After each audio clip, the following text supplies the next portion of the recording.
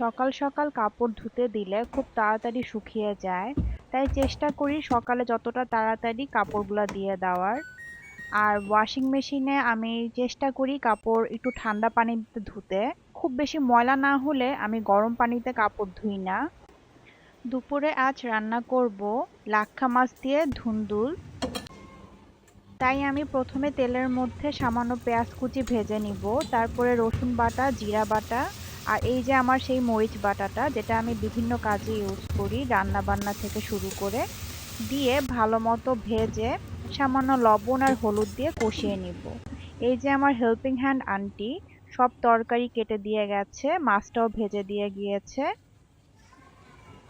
এবার আমি ভাজা মাছটা কষানো মশলার মধ্যে দিয়ে দিব ধুন্দুলটা। এখন আমি এই পর্যায়ে কোনো পানি দিব না।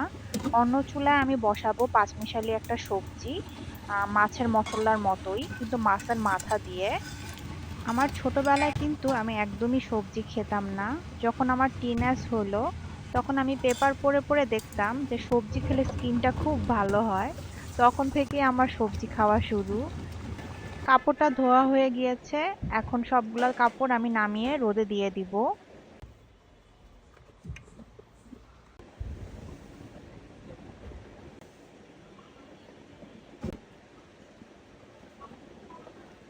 ঘরের অনেক জিনিসের মধ্যে আমার আরেকটা পছন্দের জিনিস হলো এই কাপড় রোদ দেওয়ার হ্যাঙ্গিং সিস্টেমটা, যেটা সিলিং এ থাকে।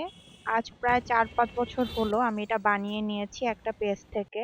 খুবই উপকারী একটা জিনিস। ব্যালকনিটা একদমই মেসি লাগে না। এদিকে তরকারিটা হয়ে গিয়েছে। রান্না করে রাখা তরকারিগুলা প্লেটে নিয়ে নিব দুপুরের খাওয়ার জন্য। তো আশা করি আমার আজকের ছোট্ট ভিডিওটি আপনাদের ভালো লেগেছে। আল্লাহ হাফেজ।